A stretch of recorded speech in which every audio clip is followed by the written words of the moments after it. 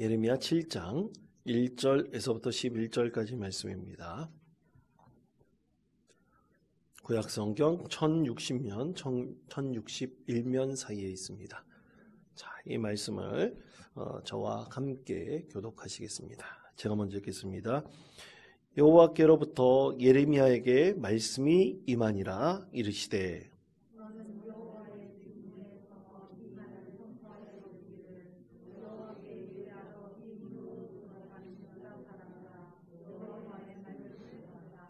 만군의 여호와 이스라엘 하나님께서 이와 같이 말씀하시되 너희 길과 행위를 바르게 하라. 그리하면 내가 너희로 이곳에 살게 하리라.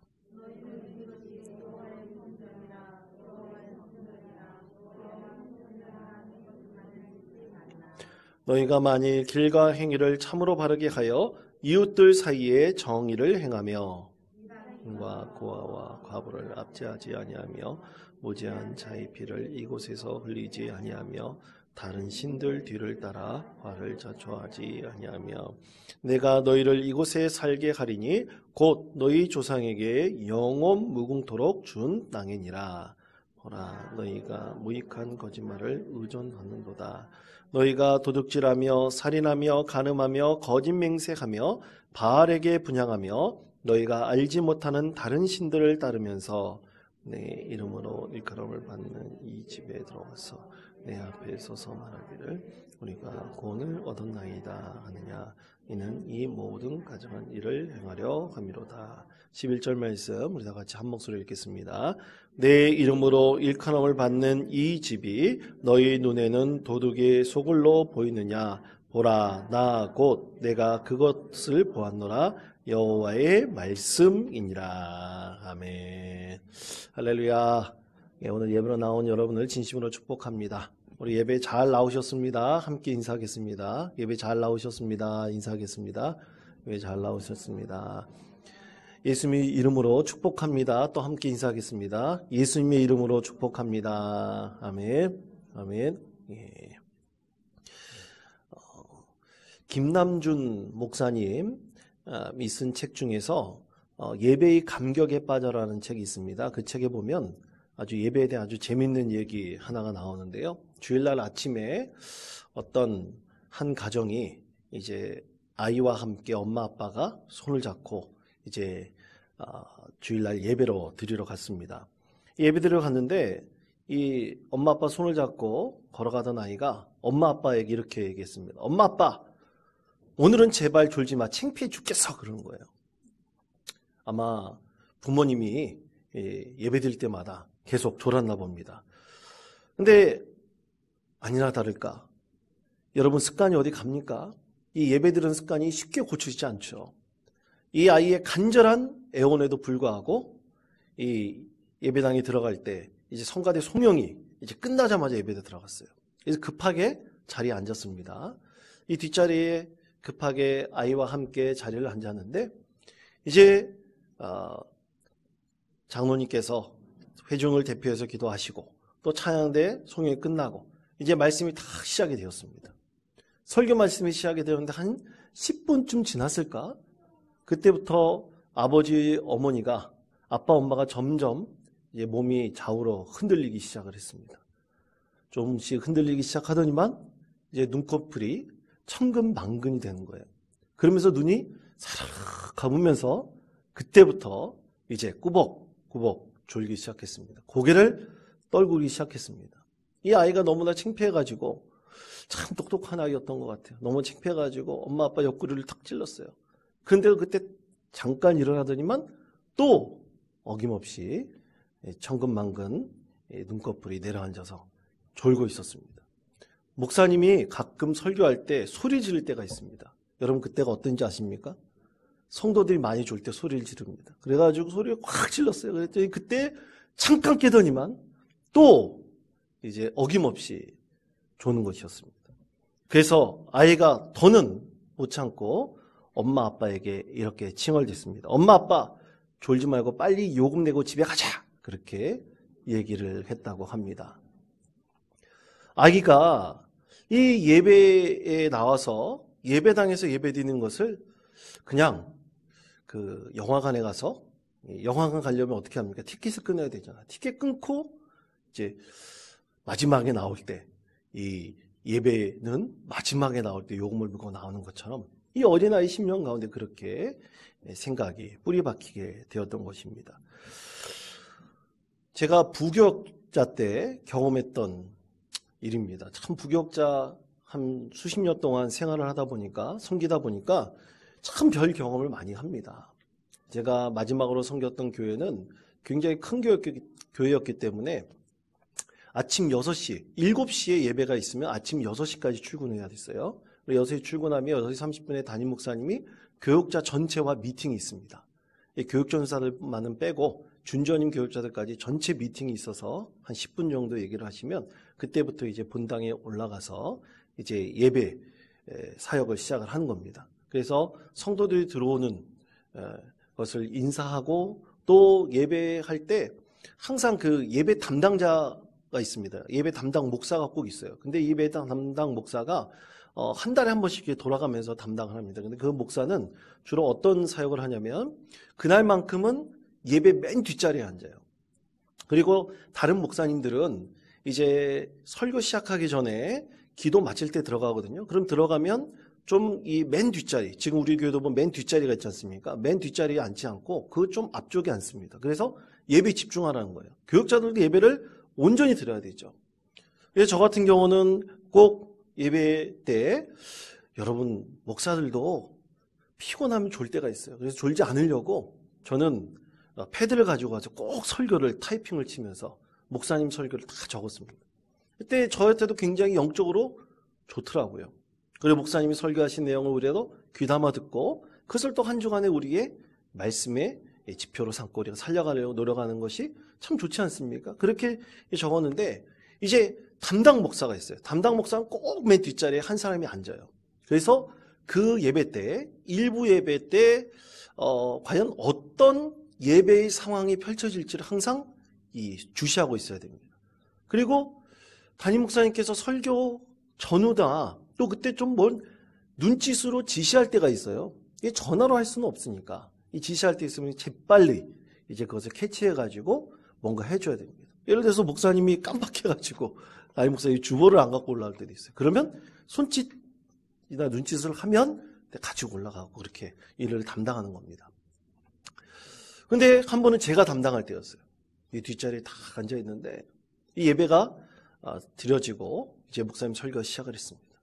근데 설교를 시작할 때 갑자기 제가 있는 앞부분 그쪽에서 크렁 들어오는 소리가 나는 거예요. 누가 코를 엄청나게 심하게 고는 것이었습니다. 그러다 갑자기 컥 하고 멈추기도 하고요. 근데 도저히 이 성도님들이 그 소리를 들으시면서 자꾸만 저를 보면서 눈짓을 하는 겁니다. 목사님 좀 어떻게 좀 하라고. 그래가지고 제가 할 수 없이 처음 보는 성도였어요. 처음 보는 성도였었는데 옆에 가서 귓속말로 성도님 그만 졸아요. 그만 조세요. 이렇게 얘기를 한 기억이 있습니다. 그랬더니 버떡 일어나시더라고요. 근데 아니나 다를까 그 다음 주에도 오셔가지고 똑같이 또 뒷자리에 앉으셔서 코를 고시면서 조셨는데 그래도 그 전주만큼은 그렇게 심하게 졸지는 않으시고 그렇게 예배를 드리는 것을 봤습니다. 여러분 예배 드릴 때 참 별일 많습니다. 어떤 분은 예배 드리다가 졸도하시는 분도 있어요. 우리 교회는 아직까지 한 분도 없으니까 참 감사한 일인데 진짜 예배 드리기 직전에 졸도하신 분도 있었습니다. 그래가지고 119를 급하게 불러서 모시고 나간 적도 있었습니다. 그럼 목사가 모시고 업고 나가야 되는 거예요. 예배 가운데 우리가 하나님 앞에 예배를 드릴 때 참 우리가 신령과 진정으로 예배 드려야 되는 것은 당연합니다. 그런데 아까 말씀드린 이 성도님의 모습 저도 굉장히 충격을 받았는지 인상적이었었는지 아직도 제 머리에 남아있어서 뇌리에 남아있어서 아직까지 그 코 고는 소리가 계속 기억에 생생하게 남아있는 것처럼 들립니다. 사람이 우리가 예배 앞에 나와서 하나님 앞에 나와서 예배 드릴 때 우리가 참된 예배를 드린다는 것은 참으로 놀라운 하나님의 은혜입니다. 그러면 우리는 왜 예배를 드려야 될까요? 그리고 예배란 과연 무엇일까요? 우리가 예배가 무엇이길래 정말 이렇게 피곤한 가운데서도 주일날 나와서 하나님께 예배를 드리려고 할까요? 과연 그 이유가 무엇이겠습니까? 요즘 코로나로 인해서 참 3년 넘게 코로나의 이 시기를 우리가 지나가고 있기 때문에 이 예배를 집에서 드리는 분들이 굉장히 많습니다. 저희 교회 같은 경우는 참 감사하게도 그래도 많은 성도님들이 주일날 나와서 이 공동체에 함께 드리는 예배를 드리려고 합니다. 그런데 이제 도시 이 수도권에 있는 여러 교회들 보면 많은 성도들이 지금 공동체의 예배를 드리는 것이 아니라 개인으로 온라인으로 그냥 집에서 예배를 드리려고 하는 분들이 꽤 많이 늘었다고 합니다. 그래서 실제로 한 100% 그 정도 성도들이 나왔다고 한다면 이 코로나 시대 때 실제로 예배를 드리지 않고 이제 믿음의 자리를 떠난 분들도 꽤 많지만 집에서 편하게 예배를 드리려고 하는 분들도 상당히 많이 있다고 합니다. 우리가 얼마 전에 어떤 교회에 성도님과 통화를 한 적이 있었는데요. 구역 예배 자체가 상실되어 버렸다고 합니다. 근데 참 저희 교회는 감사하게도 우리 구역 예배 드리려고 하신 분들이 꽤 많습니다. 정말로 감사드립니다. 공동체성을 잃어버리고 구역 예배도 드리지 않고 또 성경 공부를 한다거나 훈련 받으려고 하지 않는 그런 성향들이 요즘에 굉장히 늘어났다 그래요. 어떤 대담 프로그램 보니까 이름만 들어도 굉장히 유명한 건축학 쪽의 교수가 이 대담을 하는데 자기가 예전에 이 코로나 시대 때 예배 드렸을 때하고 그리고 그 이전에 예배 드렸을 때의 자기의 모습을 얘기한 적이 있었습니다. 근데 그 요는 이 코로나 시대 때 예배당에 나가지 않고 이 예배 드리는 것이 문제라고 얘기하는 것이 아니라 오히려 자기에겐 더 편하다는 식으로 얘기를 하는 거예요. 그래서 유심히 들어봤더니 이전에 여러분 우리가 지금 예배 드릴 때 우리는 그래도 이 의자가 좀 짧은 편이지 않습니까? 이 장의자긴 하지만 그래도 짧은 의자입니다. 그래서 예배 드릴 때 혹시 무슨 문제가 있으면 이제 조용히 나가기엔 그래도 편합니다. 그런데 큰 교회 가보면 예배 이 의자가 저희처럼 짧은 게 아니라 한 10명 정도 앉아도 충분할 만큼 뭐 그 이하 정도 되려도 굉장히 긴 의자예요. 근데 예배식에 들어와가지고 예배당에서 예배 드릴 때 좀 그 장의자 중간 정도에 앉으면 이 목사님이 설교가 오늘따라 마음에 들지 않으면 이게 나가기가 쉽지 않다고 합니다. 그러면서 이 목사님들이 설교할 때 이 예배의 자리를 못 나가게 그렇게 장의자를 두는 것도 굉장히 권력지향적이라는 식으로 설명을 하더라고요. 제가 그 예를 듣고 참 저분은 과연 진정으로 공동체적인 예배를 드리는 것에 이 예배의 역동성에 대해서 그 공적 예배에 대해서 과연 제대로 이해하고 예배를 드리는 분인가 하는 그런 의문이 제가 개인적으로 들기도 했습니다. 여러분, 예배가 공동체적으로 드리는 것은 우리가 정한 것이 아닙니다. 이 예배의 전통은 수천 년 전부터 예수님께서 이 땅에 복음을 전하시고 또 죽으시고 부활하신 이후 초대교회가 형성될 때부터 공동체가 함께 공적으로 예배드리는 그 예배는 시작이 되었습니다. 그 기원은 이제 유대인들이 성막이든 성전에 모여서 그 앞에서 하나님께 제사를 드리며 예배하는 그것에서부터 시작이 되었습니다.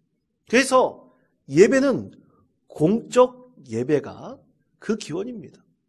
공동체 모두가 함께 모여서 하나님께 주신 그 말씀을 통해서 성령의 임재를 경험하고 그 안에서 예배의 역동성을 경험하는 것이 그 예배의 시작이었습니다. 그래서 예수님께서는 우리에게 말씀하시기로 마태복음 18장 20절에서 이렇게 말씀을 하셨습니다. 두세 사람이 내 이름으로 모인 곳에는 나도 그들 중에 있느니라. 아멘. 그렇습니다. 예배 가운데는 혼자 드리는 것도 예배가 될 수 있겠지만 공동체 안에서 우리가 함께 드리는 그 예배 자리에 우리 예수님께서, 성령님께서, 또 하나님께서 함께 계신다고 말씀을 하셨습니다. 그래서 예배는 공적 예배와 사적 예배로 분리가 됩니다. 이 모든 것을 소홀할 수가 없습니다. 우리가 사적인 예배로 하나님께 큐티를 하고 또 말씀을 묵상하고 또 기도하면서 예배도 드릴 수 있지만, 또 성경을 읽으면서도 우리가 하나님께 감사와 영광을 올려드릴 수 있지만, 우리가 공동체 안에서 영과 진리로 한마음이 되어서 예배하는 것은 바로 예수님께서 말씀하신 그때부터, 복음이 증거될 때부터 시작이 되었던 것입니다. 온라인 예배도 중요하지만 그 온라인 통해서 서로 하나로 교류하고 만나고 교제하는 이 예배야말로 진정으로 하나님께 영광을 올려드리는 믿음의 예배이며, 또 우리 공동체성에 하나님께서 우리 안에서 역사하시고 임재하신다는 것을 확인하는 믿음의 자리가 되기도 합니다. 그래서 여러분, 이 예배 시작이 공적인 것에서부터 시작됐다는 것을 우리가 분명하게 하지 않는다면 예배의 공적인 영역은 사라져버리게 됩니다. 교회의 공공성도 점점 사라져버리게 될 것입니다.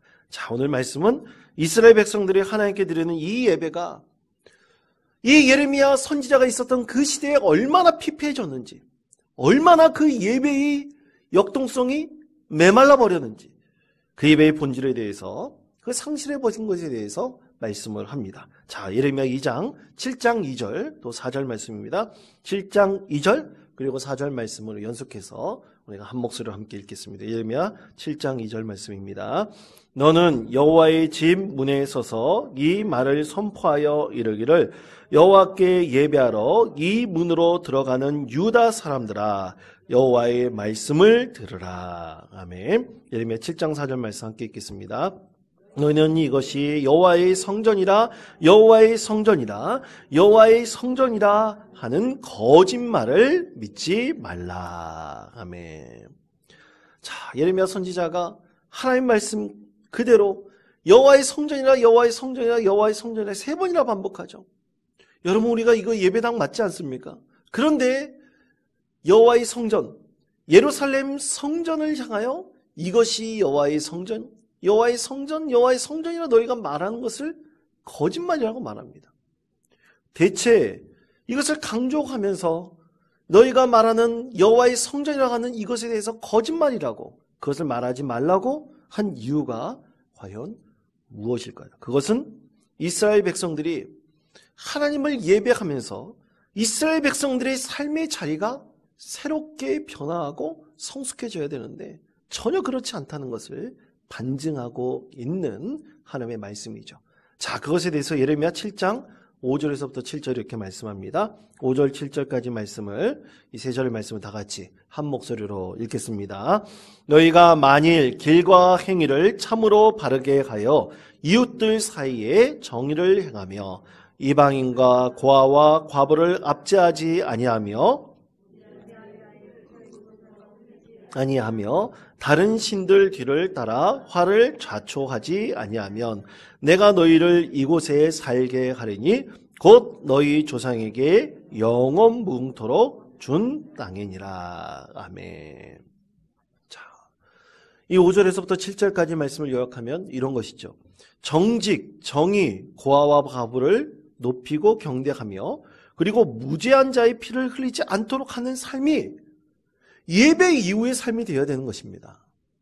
이스라엘 백성들이 하나님 앞에 나와서 이 여호와의 성전에서 거룩하고 진실하며 또 하나님께서 임재하시는 그 지성소 안에 하나님께서 임재하고 계신다는 것을 그들이 믿고 고백하면서 예배한다면 지금 이스라엘 땅에서 일어난 참혹한 일, 정직하지 못하고 그리고 부정하며 정의가 사라지며 그리고 하나님께서 말씀을 통해서 말한 그대로 고아와 과부를 돌바로 하셨거든요.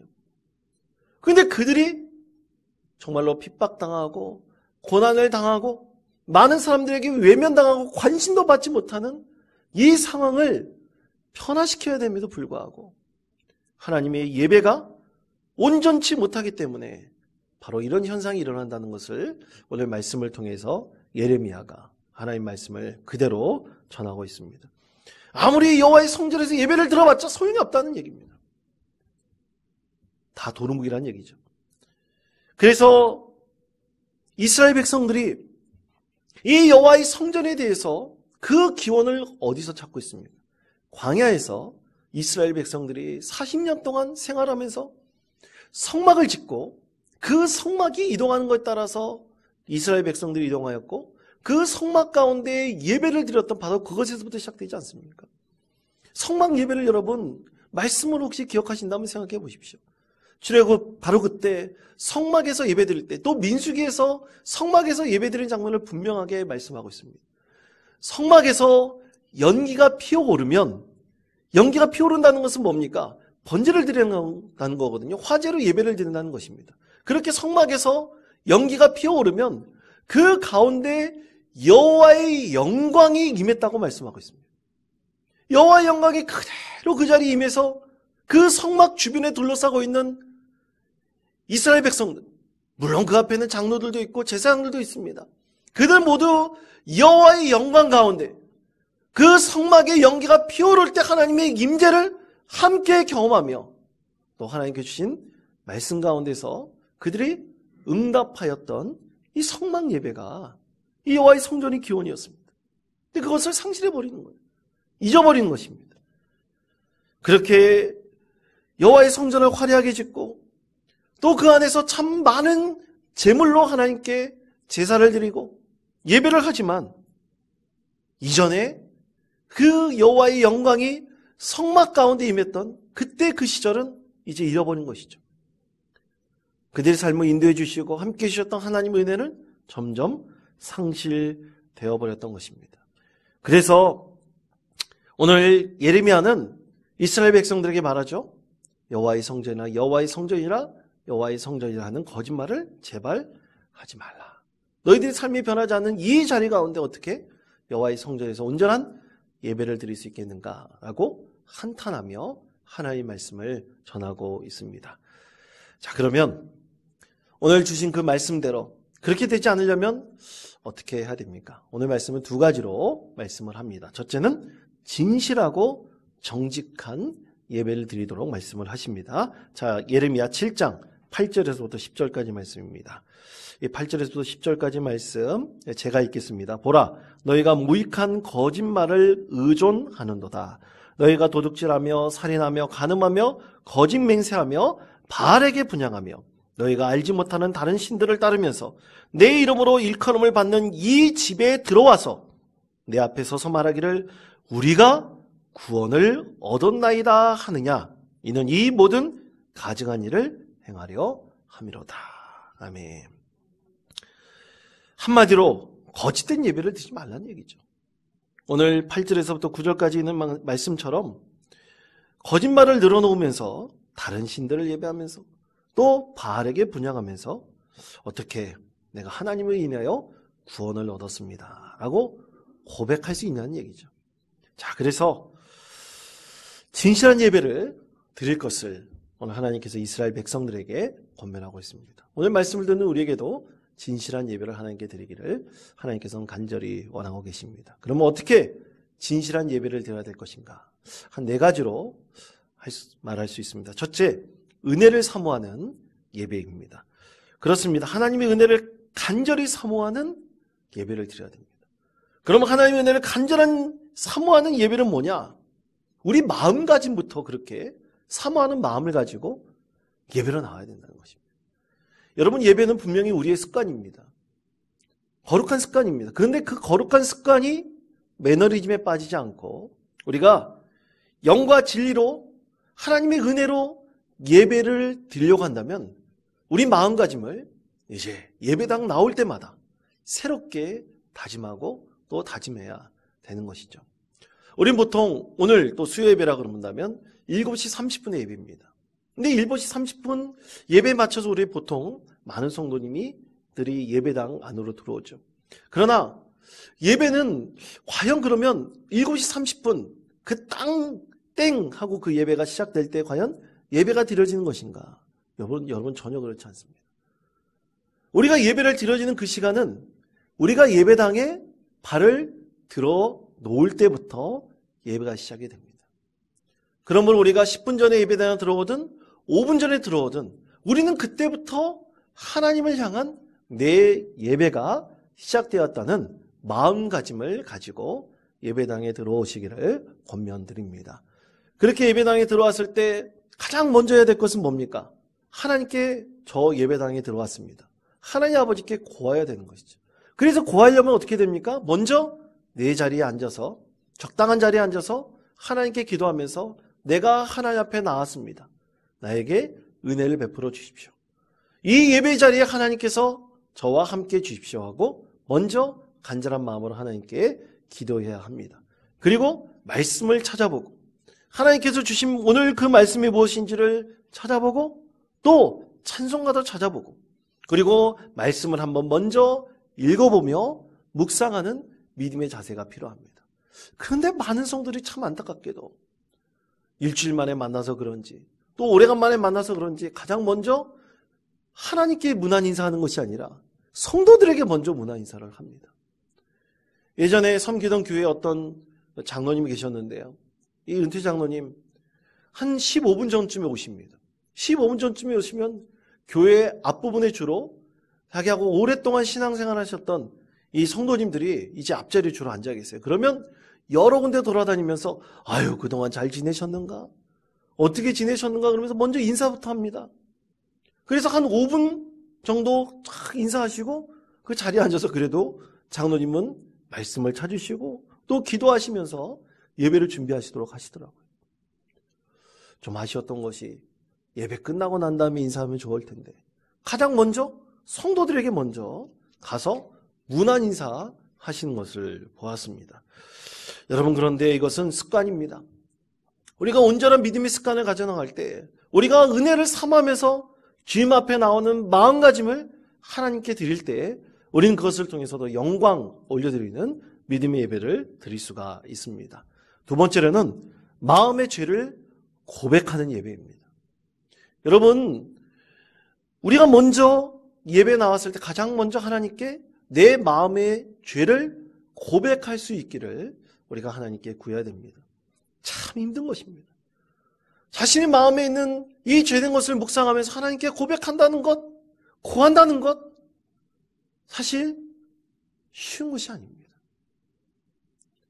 우리가 하나님 앞에 나와 마음가짐을 가지고 우리가 새로운 마음을 가져가지고 거룩한 예배를 드리기를 원한다면 그 거룩의 단계로 넘어갈 때 걸림돌이 되는 것은 바로 내 죄에 대한 고백입니다. 우리가 그것을 하나님께 온전히 드릴 때 우리는 하나님께 온전히 기도할 수가 있습니다. 또 예배로 나아올 수가 있습니다. 그러므로 우리 마음가짐을 잡을 때 여러분 하나님 앞에 내 죄를 고백할 수 있는 믿음의 예배를 드리시기를 바랍니다. 세 번째로는 말씀 받기를 간절히 원하는 예배가 됩니다. 말씀 받기를 간절히 원한다. 이 말씀이 받게 되었을 때 그 말씀이 내 삶을 인도하는 말씀이 되기를 늘 하나님께 구해야 되는 것이죠. 찬송가 285장에 보면 이런 가사가 있습니다. 주의 말씀 받은 그날 참 기쁘고 복되도다. 이 기쁨만 못 이겨서 온 세상에 전하노라. 기쁜 날 주 나의 죄 다 씻은 날 늘 깨어서 기도하고 늘 기쁘게 살아가리. 기쁜 날 주 나의 죄 다 씻은 날. 아멘. 주님 말씀 받은 날이 언제입니까? 바로 주일이죠. 이 주일에 주님 말씀을 받은 그날 참 기쁘고 복된 날이 되고 또 그 죄를 씻은 날이 되어서 우리가 그 기쁨으로 한 주간을 살아야 되지 않겠습니까?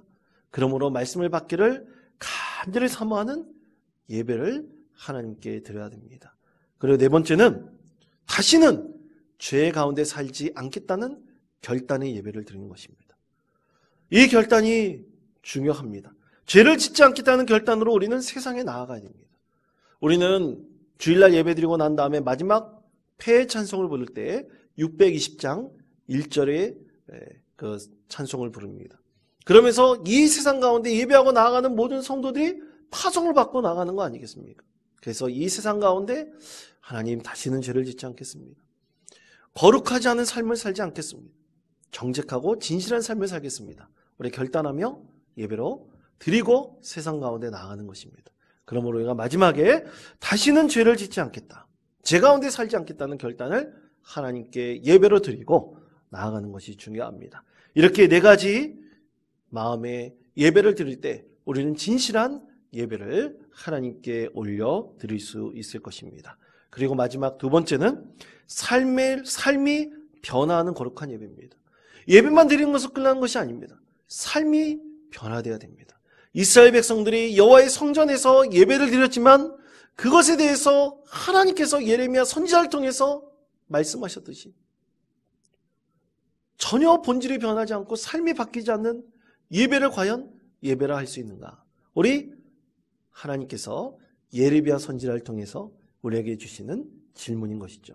그래서 이스라엘 백성들이 아무리 많은 제물을 하나님께 제사를 드리고 또 그렇게 예배를 드렸음에도 불구하고 참된 예배를 드리지 못한 것, 그들의 삶의 자리가 새롭게 바뀌고 변화되지는 못하는 이 예배는 참으로 거룩한 믿음의 예배가 될 수 없습니다. 그래서 예레미야 선지자를 통해서 하나님께서는 거룩한 성전에 대해서 이렇게 한탄스럽게 말씀을 하셨습니다. 자, 예레미야 7장 11절 말씀입니다. 예레미야 7장 11절 말씀을 다시 한번 한 목소리로 읽겠습니다. 내 이름으로 일컬음을 받는 이 집이 너희 눈에는 도둑의 소굴로 보이느냐? 보라, 나 곧 내가 그것을 보았노라. 여호와의 말씀이니라. 아멘. 자, 너희 눈에는 이 집이 도둑의 소굴로 보이느냐? 역설적으로 하나님께서 이스라엘 백성들에게, 예배로 나오는 백성들에게 질문하는 것이죠.